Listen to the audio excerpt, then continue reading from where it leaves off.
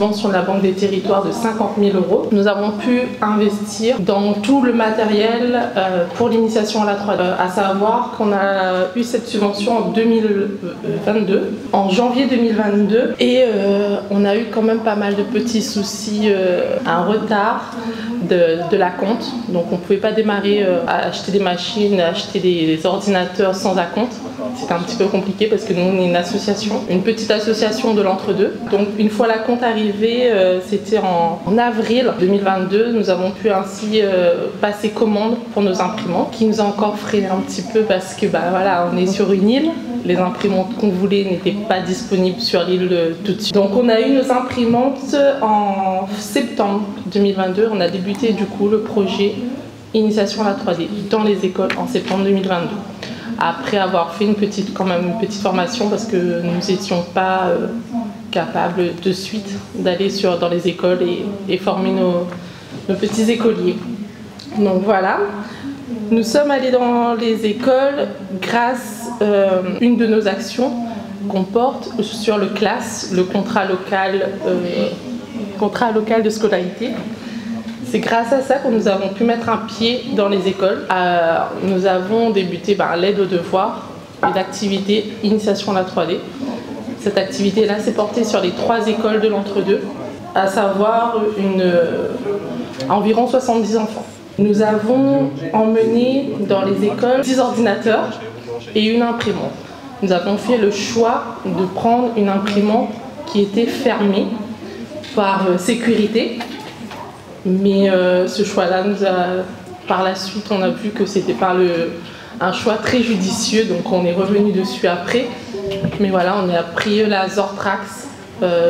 C'était une imprimante vraiment fermée et où on pouvait vraiment être en sécurité pour nous avec les enfants. Donc voilà, nous avons avec les ordinateurs pu aller leur montrer la modélisation. Donc sur Tinkercad, nous avons fait de la modélisation. Merci Christine. Elle Waro, conseillère numérique à l'association Lire, Dire, Écrire à l'entre-deux. Et Larisa Saoudin, je suis secrétaire administrative à l'association. Conseillère numérique et justement référente du projet 3D à l'association Lire, Dire, Écrire.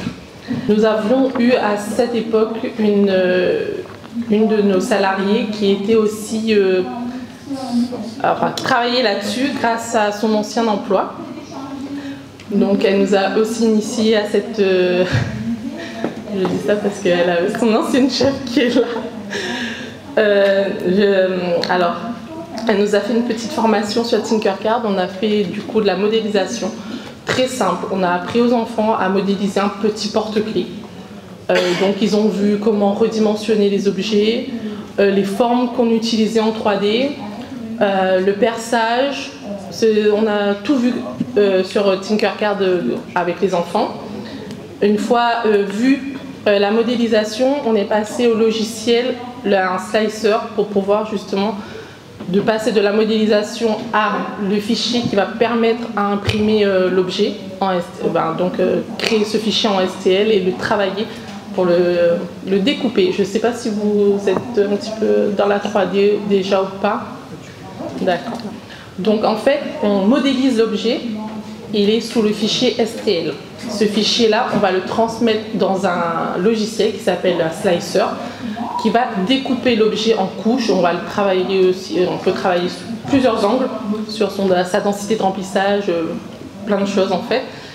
Et pour pouvoir l'imprimer après, l'envoyer sur l'imprimante 3D et pouvoir avoir l'impression. Donc on a vu tout ça avec les enfants de l'entre-deux qui nous ont fait des retours très positifs. Donc nous, ils ont fait des retours positifs, mais ils en ont aussi parlé aux professeurs la journée, parce que nous on les voyait le soir, mais la journée ils ont parlé aux professeurs. Donc on a eu des retours des professeurs pour venir faire de la 3D avec leur classe à l'association. Donc comme on a une école juste à côté de l'association, ils sont venus directement chez nous voir comment ça se passait et créer un autre projet. On a créé du coup comme projet avec les classes, les cache-pots pour la fête des mères et la fête des pères. Donc voilà, on a revu encore formes géométriques. On a travaillé avec des classes de CM1 et CM2, alors que sur le classe du soir, on était vraiment sur CP au CM2. Vraiment CP, CM2, mais quand je dis CP, les CP et les CE1 sont un peu plus délicats sur la 3D pour le moment, parce qu'ils ne connaissent pas encore les formes géométriques, ils ne connaissent pas encore les mesures, ça reste encore un peu flou tout ça, donc on les mettait toujours à un petit et un grand pour s'assembler bien. Donc on a créé ça, mais dans notre convention, il était question aussi d'aller sur des écoles des villes limitrophes. Donc on a essayé de faire des démarches, on a envoyé des mails, mais énormément de mails à toutes les écoles de Saint-Pierre. Nous avons eu des retours, donc des rendez-vous. Et sur ces rendez-vous, il y a 2 écoles où on a pu aller. L'école Georges Fourcade à la Bois d'Olive. Donc on est arrivé avec nos ordinateurs, notre imprimante. Et sur ce coup-là, on a revu nos choix. Parce que l'imprimante 3D fermée, c'est très bien. Parce que c'est une semi-professionnelle, Lasertrax. Mais aller dans les écoles, les ramener tous les jours, c'était un peu compliqué et un peu lourd. Donc on a revu avec un autre prestataire et nous avons pris la Eligo Neptune 3. Eligo Neptune 3, pourquoi? Parce qu'elle a une poignée, elle est très légère, donc on peut vraiment l'emmener partout. Elle fait tout ce qui est paramétrage de nivellement, parce qu'en fait sur l'imprimante 3D, il faut vraiment que ce soit tout le temps au niveau. Donc le nivellement est fait automatiquement. C'est très rapide, donc c'est pour ça qu'on est parti là-dessus grâce à notre prestataire. On a travaillé cette fois-ci avec Réunion 3D Imprime à Terre Sainte. Donc il nous a bien conseillé et on a pu vraiment aller travailler dans les écoles avec cette imprimante-là. Dans les écoles de Bois d'Olive à Georges Fourcade, on a travaillé avec les CM1, CM2. Pareil, pour eux c'était de l'initiation, donc on a commencé avec pareil, des redimensionnements de formes géométriques, le perçage. Tous sont repartis avec leur propre personnalisation de porte-clés. Ils ont fait leur porte-clés, chacun avec leur prénom, et nous avons imprimé. On n'a pas pu tout imprimer devant eux parce que ça demande quand même pas mal de temps. Une impression 3D sur un porte-clés va varier entre 30 minutes et 45 minutes. Donc on n'a pas pu tout faire devant eux, mais voilà, ils ont vu quand même pas mal de choses. Et on a travaillé sur 5 séances de 30 minutes. Parce qu'on divisait la classe en 2. Les professeurs voyaient ça mieux pour eux parce que ça les permettait eux de travailler sur autre chose. Pendant que 30 minutes, nous on avait, on va dire, 12 enfants. Et là, ils voyaient vraiment presque chacun un poste. On a travaillé sur des séances de 30 minutes, 5 séances. Première séance, c'est vraiment la découverte de l'imprimante 3D. On parle de tout le matériel qu'on utilise. On leur montre les différents filaments, les différents plastiques qu'on va travailler. On leur explique pourquoi. On voit vraiment qu'est-ce que c'est que l'imprimante 3D. On n'a pas besoin des ordinateurs à la première séance. Ça sert à rien, ils sont tous sur l'imprimante 3D tout autour en train de regarder. Les rappeler les règles de sécurité. On ne s'approche pas d'une imprimante 3D, c'est très chaud le plateau, c'est très chaud la buse. Tout ce qui dit matériel, pinces, les pinces à découper et tout, ils ne s'approchent pas. Mais c'est au milieu de la table et l'imprimante fonctionne à ce moment-là. Donc c'est là qu'on va pouvoir leur expliquer l'imprimante 3D. La deuxième séance, on va commencer à leur montrer l'interface Tinkercad. Donc là, les formes géométriques, on passe du 2D à la 3D, leur demander quelles formes ils savent en 2D pour arriver sur des formes qu'ils savent en 3D. Et là, on va commencer à redimensionner les formes, leur laisser un petit peu le champ libre de jouer avec cette interface, voir comment ça se passe. Et la troisième séance, là, on va aller vraiment sur redimensionner un cube, le mettre plus plat. Le perçage, c'est à la 4e séance. On perce à la 4e séance parce qu'on va percer pour faire le porte-clés. Là, j'ai fait un gros, mais c'est un peu plus petit quand on imprime. Vraiment leur montrer de créer la forme, le perçage pour le cadre et venir mettre leur nom. Et à la 5e séance, là on voit le logiciel. À la 5e séance, on leur montre le logiciel Slicer qui va permettre d'imprimer l'objet. Là on a fait ça avec les CM1, CM2 de l'école de Bois d'Olive Saint-Pierre. Et avec une école de la ville de Saint-Pierre aussi, on a travaillé avec les 4 classes de CE2. Pour nous, il nous semblait plus judicieux de commencer en CE2. Oui, parce que les formes géométriques redimensionnées, ce ne sera pas du tout la même chose qu'avec les CP et CE1, ils vont pas pouvoir réussir. Dans notre convention, il était aussi dit qu'on devait aller dans les collèges. Les collèges, on a essayé, on essaye encore, ça reste encore un petit peu fermé, mais on va réussir, on va y aller, on va repartir demander. Mais c'est aussi bien de travailler avec les collégiens. Du coup, pour pouvoir travailler avec les collégiens, on a essayé de détourner le collège et on est allé les chercher sur la place du village de l'Entre-deux en créant un club 3D. Donc on a créé un club 3D, ce qui a permis aux collégiens de venir vers nous et de pouvoir eux aussi aller dans ce domaine de l'imprimante 3D. Parce qu'on a un seul collège à l'Entre-deux et c'est pas encore facile d'y entrer. Mais on va y arriver. On a créé ce club 3D pour les collégiens et on s'est retrouvé aussi du coup avec des adultes qui ont demandé à eux aussi venir sur ce club 3D. Donc c'est quand même assez ouvert à tous. On a eu aussi les personnes en situation de handicap qui viennent chez nous parce que dans notre association, on a une action animation spécifique et on accueille les foyers du type foyer FAO, ADAPI, tout ça, on les accueille. Et donc on a pu aussi créer des ateliers autour de la 3D avec eux. On a vu aussi dans cette convention qu'on devait aussi travailler avec les adultes, enfin les familles. Donc nous avons aussi dans notre association le projet REA. Avec eux aussi nous avons pu créer des séances parents-enfants. Et c'est génial de voir comment les enfants connaissent un petit peu plus que les parents dans l'informatique. Donc c'était assez marrant de faire deux sessions avec eux. C'est utilisé aussi dans des structures de personnes âgées pour restructurer justement la nourriture, pour pouvoir qu'ils mangent, même si vous mangez une cuisse de poulet, oui ça ressemble à une cuisse de poulet, mais ce n'est pas une cuisse de poulet. Donc voilà, ça permet de créer. On leur a montré aussi que c'était aussi dans le domaine médical, que ce soit avec les prothésistes dentaires, avec les chirurgiens, tout le monde touche à la 3D maintenant.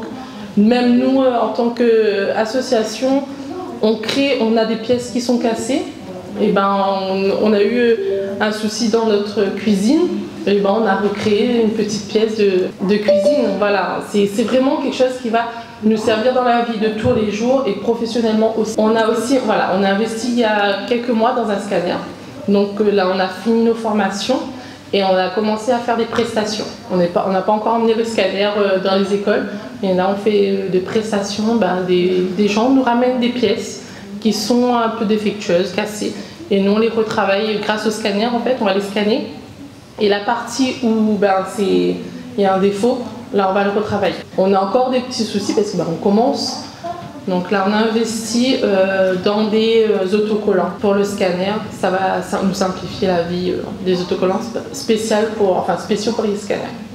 Alors, oui. Alors, en fait, l'autocollant est notre scanner. J'ai oublié le nom du scanner. Shiner 3D, je crois que ça s'appelle. Et en fait, il a ces autocollants qui reflètent dans l'objectif. Donc, par exemple, là, on est en train d'imprimer une hélice, de scanner une hélice. Et une hélice, il faut savoir que quand elle a tourné, ça va être à peu près le même côté. Alors que si on met les autocollants, il va réfléchir à la lumière autrement et il va comprendre que non, ce n'est pas la même face. Donc voilà, c'est pour ça que ça va nous simplifier. C'est des surfaces réfléchissantes pour améliorer la prise de vue. Exactement. Voilà. Vous avez des questions ? Quand vous êtes rentré, quand vous faites les actions dans les écoles, vous passez par l'IUN ou pas? L'inspection? Alors non, là on est juste passé par les chefs d'établissement parce qu'en fait on avait vu pour la cité éducative, donc on n'avait pas été accepté sur leur projet, mais on est quand même allé dans les écoles vu que c'était gratuit. On a ces 50 000 € à aller à montrer à initier les gens. Donc on y est allé. Et comme c'était gratuit, les chefs d'établissement, je pense qu'après, eux de leur côté, peut-être qu'ils sont passés justement par l'IEN, mais nous non. Nous on est juste passé par les chefs d'établissement. Après, il faut savoir qu'une école était publique et une école était privée. Donc je ne sais pas comment eux de leur côté ils ont pu gérer ça. D'accord. Au-delà des 5 séances, il y a eu un travail en amont avec les professeurs? Non, juste une réunion d'information. On leur a expliqué qu'est-ce qu'on allait faire, qu'est-ce qu'on attendait des enfants. Et eux, ils ont été très emballés par notre projet. Donc on était vraiment accueillis à bras ouverts. On ramenait les ordinateurs, même s'ils en avaient dans les écoles. On ramenait nos propres ordinateurs, on ramenait tout ce qui dit prise multiple, tout. On leur demandait juste la salle et les tables et chaises. Donc ils n'avaient rien à faire. D'accord. Et dernière question, l'imprimante, le scanner, ça peut combien en budget?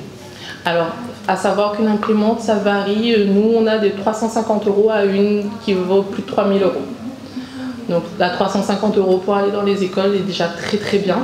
C'est la Eligo Neptune 3. Et après, on investit aussi dans une Wanao, mais elle est un peu imposante, donc pas possible d'emmener dans les écoles. La Zortrax, très professionnelle, mais très lourde. Et après, on a 2 FLSUN V400 qui font des impressions très rapides, mais où on ne pourra pas non plus les ramener. Elles sont à 1 mètre, quoi, donc ça ne va pas être possible. Et le scanner? Le scanner est à plus de 2500 €. Okay. Et juste en termes d'accessoires et d'achat de fil, ça peut coûter à combien? Alors, une bobine de filament, nous on travaille avec le PLA essentiellement dans les écoles, parce que c'est quelque chose qui est mélangé avec de l'amidon de maïs, donc quelque chose, on va pas dire d'écologique parce que ça reste quand même du plastique, mais un peu moins polluant, un peu moins toxique. Donc une bobine de filament de 1 kg varie entre 16 et 22 €. Avec 1 kg, on fait les 3 écoles, on fait 70 porte-clés largement, il y en a encore. Ok. Et juste au niveau des familles, parents, enfants, ils vous demandent quoi comme...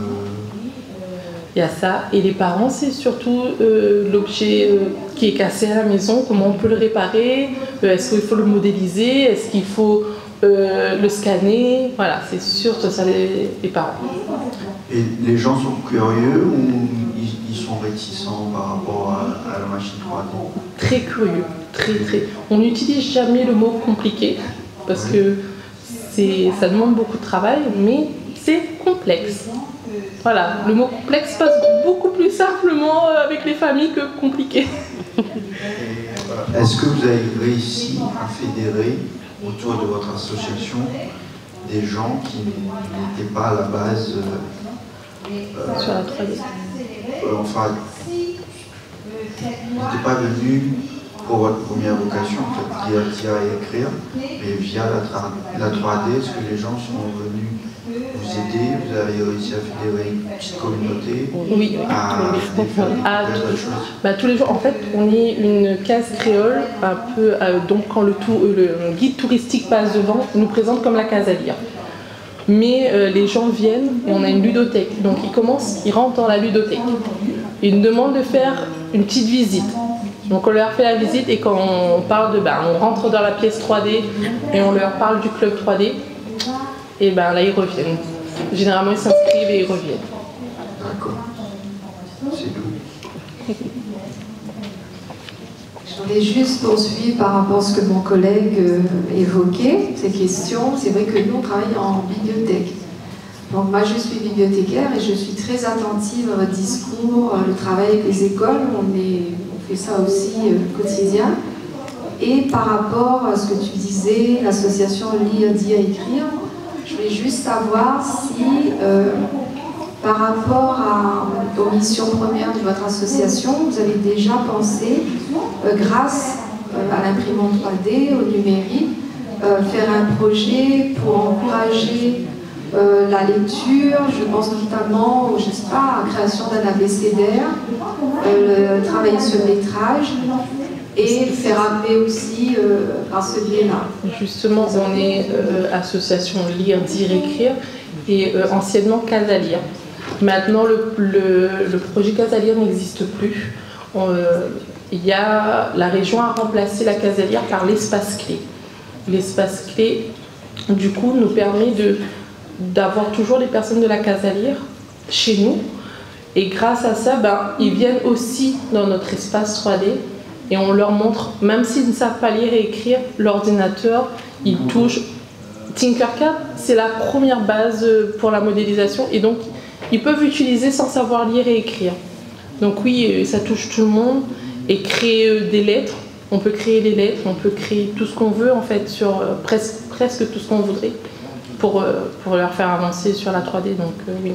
Est-ce que la médiathèque de l'Entre-deux, elle a déjà pris contact avec vous pour avancer un projet en commun? Alors, on a une petite bibliothèque. Voilà, c'est un petit village. Donc, on a une petite bibliothèque qui était fermée, qui la vient de réouvrir. Donc peut-être que oui, des projets vont être mis en place. Pour le moment, le temps que la personne qui vient d'être embauchée fait ses marques et après pouvoir travailler avec elle. Ce sera sûrement ça, prévu.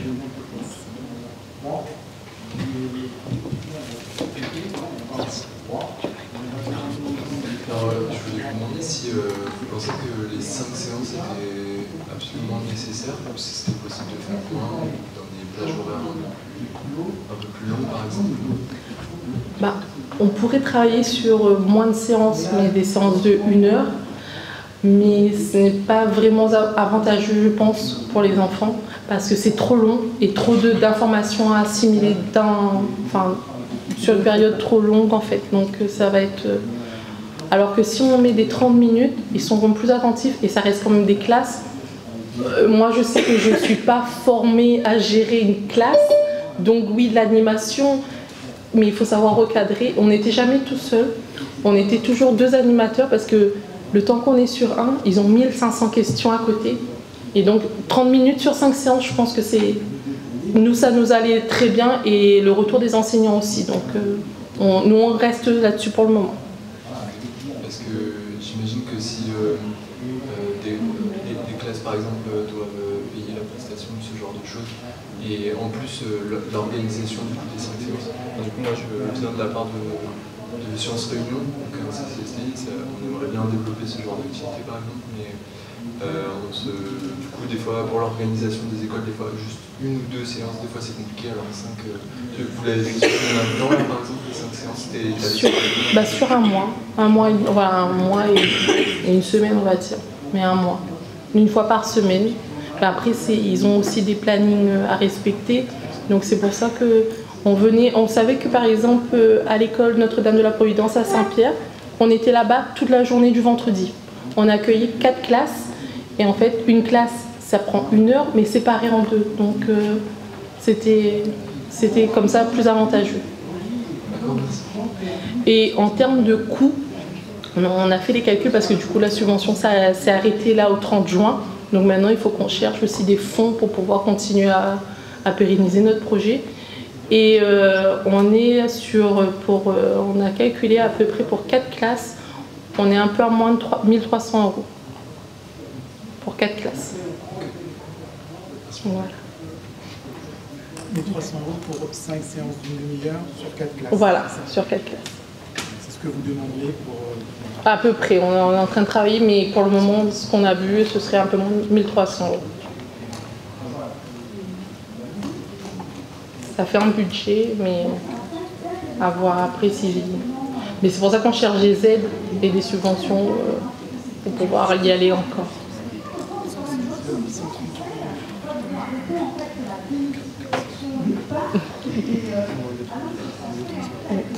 Il y a d'autres questions? Oui. Est-ce que vous pouvez...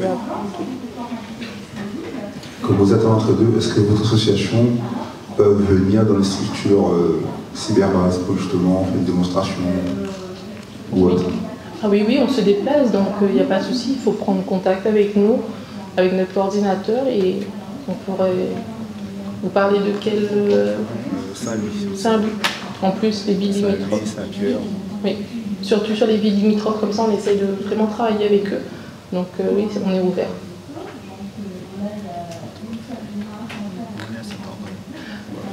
Alors, j'ai dit ville limitrophe parce que ça faisait partie de notre convention. Mais après, c'est vrai que peut-être à voir, parce qu'on fait de l'aide humaine sur Saint-Paul, sur le port. Donc oui, on se déplace quand même pas mal beaucoup. C'est les 50 000 € que vous avez reçus, c'était une partie de Fabrique du Territoire? Alors, c'était de la Banque des Territoires. On a été payé avec la Banque des Territoires. C'était un appel à projet de la Banque des Territoires. On a eu un premier acompte en avril 2022. C'est quoi le projet Fabrique des Territoires? Alors là, je préfère pas répondre, je sais pas, parce que c'est mon coordinateur qui a monté ce projet-là et moi je suis arrivée juste après.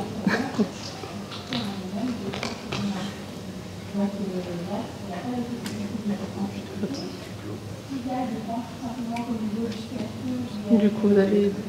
Non? D'autres questions?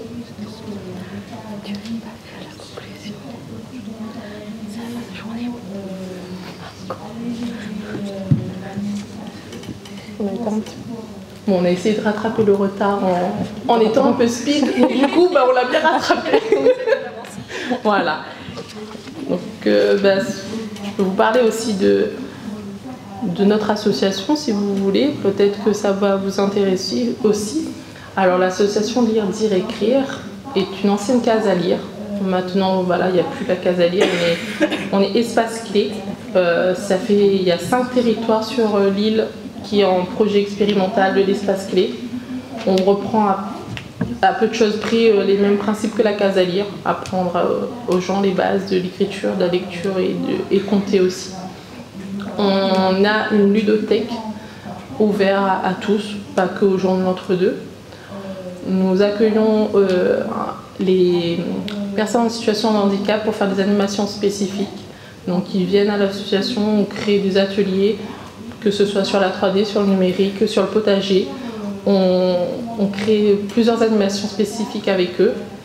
Nous avons le projet REAP, dont je vous ai parlé tout à l'heure, le réseau d'écoute, d'appui, d'accompagnement aux parents, qui a changé. C'était à la parentalité, maintenant c'est aux parents. Nous sommes aussi organismes de formation. Donc nous organisons pas mal de sessions de formation. En ce moment, par exemple, nous avons une formation sur le patrimoine. Et nous avons une formation numérique et modélisation à la 3D et imprimante 3D qui commencera au mois de juin. Donc voilà, le projet 3D continue sous d'autres formes. Nous avons également le CLAS. Oui, le CLAS où on intervient dans 3 écoles de l'entre-deux. Donc on met en place l'aide aux devoirs, donc pendant une certaine période de 3h30 à 5h. Et après, on met en place des activités avec les enfants, les jeux, plutôt animation sportive, on va dire, on va privilégier. Et après, on a aussi le service de prêt, donc on prête les livres aux enseignants des écoles, donc le service de prêt. Le potager. Donc voilà, on est une association qui bouge quand même pas mal sur plusieurs actions. On a de l'aide humaine. L'aide humaine, en fait, c'est comme les AESH, mais on va sur les formations pour adultes et on accompagne les personnes en situation de handicap sur leur formation.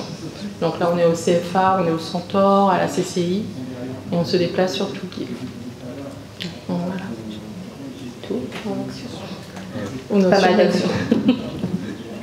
Personnes porteurs d'handicap, ça veut dire que au sens c'est ces personnes-là pour faire un atelier pour eux? Non, en fait, ce sont des foyers qui sont adhérents chez nous. Ils viennent, donc ils payent une adhésion de 25 € l'année et ils viennent 1 ou 2 fois par semaine selon leur planning et on leur propose tous les vendredis soirs, on leur envoie une fiche action de ce qu'on va proposer toute la semaine sur des thèmes spécifiques. Voilà. Donc ils disent oui, non, ils viennent, oui, ce thème-là. Et ça permet eux de voir de qui ils vont ramener. Parce que selon le handicap de la personne, ça va être plus compliqué, telle action ou pas. Mais ils sont très demandeurs, hein. Ils sont très demandeurs. Ils aiment beaucoup venir à l'association parce qu'on a une référente qui fait quand même beaucoup d'activités très intéressantes et ils adorent venir.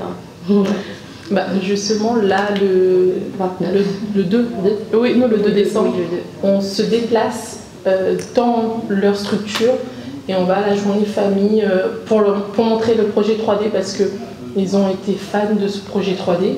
Donc là, on va et ils vont nous permettre d'intégrer des nouvelles personnes, peut-être à notre structure, et on va les faire participer parce qu'ils vont vendre eux les projets, les objets qu'on a imprimés, ils vont les vendre eux. Donc ça va être un moment familial. Je crois que vous avez dit aussi que vous avez un accompagnement sur la lecture. Oui, l'espace clé. Donc vous avez des agents qui peuvent faire des ateliers, lecture, boîte, en fait, c'est exactement ça. Nous faisons de la remise à niveau, mais il y a des gens qui arrivent et qui ne savent ni lire ni écrire. Et donc là, on les accompagne vraiment tout au long. Oui, tout au long, on a des adhérents qui sont là depuis 1 an et demi, qui s'en sortent très bien maintenant, mais qui veulent continuer à rester. Donc... Entre ce modèle hyper repassé sur l'informatique, ce serait coupler les deux. On fait les deux en fait. Donc on a des adhérents qui préfèrent pour le moment apprendre vraiment les bases. Et une fois qu'ils ont les bases, ils passent à des traitements de texte sur l'ordinateur. On a des mamies de 80 ans qui viennent à l'association et qui ont acheté leur propre matériel, donc avec leur smartphone ou leur PC portable, ils viennent et on leur montre sur leur PC. Donc c'est vraiment des échanges et c'est une maison assez familiale. Oui, pour les personnes malentendantes, avez-vous une personne pour traduire? Non, c'est vrai que sur ce sujet-là, on n'a pas. Donc ce serait un point à travailler. Oui. Merci.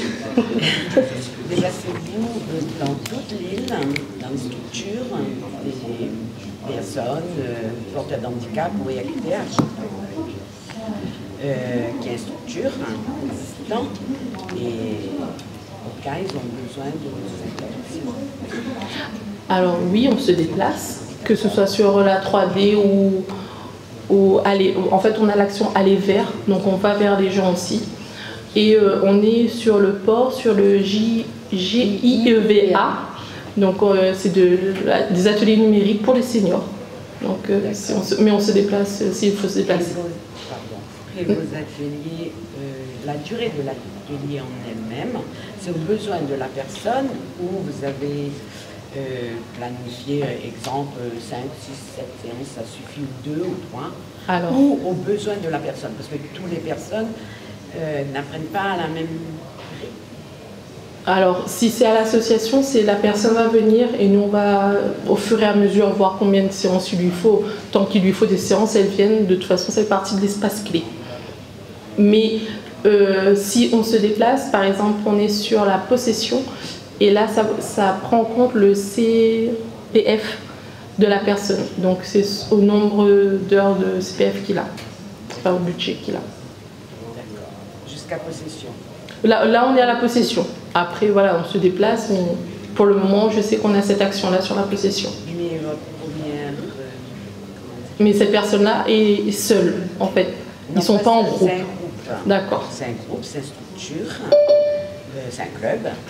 Et vu que vous êtes à l'entre-deux et qu'ils sont dans le nord, est-ce que ça vous poserait problème justement pour porter un atelier tout simplement? Non, pas du tout. On intervient déjà sur Saint-Denis, dans l'aide humaine, donc ce n'est pas vraiment un souci. Très intéressant en fait. On est en recherche, on est à... je vous donne le numéro de l'association. Oui. Alors, je ne sais pas si vous avez de quoi noter. 02 62 39 68 68 78. L'adresse, je vous donne l'adresse mail quand même. Asso, ASSO, lire, dire, écrire. Oui, tout accroché et tous les mots sont en entier. @gmail.com.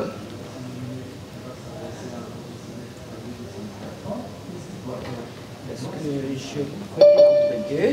C'est un trait où vous vous situez. Vous avez oublié de dire qu'il y a un très joli jardin. Si, le potager, voilà. Parce que j'ai fait longtemps au niveau casalière, en fait, en partenariat de notre sauce, en partenariat, on faisait des interventions. Ben maintenant, et après j'ai arrêté parce que j'ai un EFTH, une maladie qui s'est installée. Et donc, du coup, je me suis attirée en autre chose. Ça fait que j'ai des traits intéressants. Et il n'y a pas d'âge. Parce que vous m'avez encouragée en disant qu'il y avait une mamie de 80 qui avait parlé là. Moi, personnellement, ça m'a beaucoup encouragée. Au fait, j'ai dit je suis soif d'apprendre. Et je continue d'apprendre. Vu que je faisais déjà des casalières, justement sur la mise en place de ce qu'on apprenait en casalier. Ce serait parfait. Et en plus, notre potager s'est agrandi encore cette année.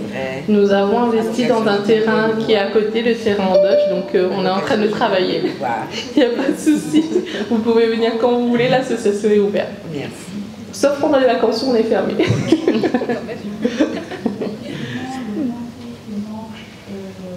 questions? Vous avez d'autres questions? Oui. Au niveau de la formation sur les logiciels d'utilisation, vous êtes passé par qui? Alors, on a été formé par le prestataire qui nous a vendu la Zortrax pour travailler, parce que la Zortrax c'est sur un logiciel à part. Donc c'était avec Run 3D. Et après, quand on a pris la Eligo, c'est Réunion 3D Imprime, qui est à Terre Sainte, qui nous a formés. Sur le scanner aussi.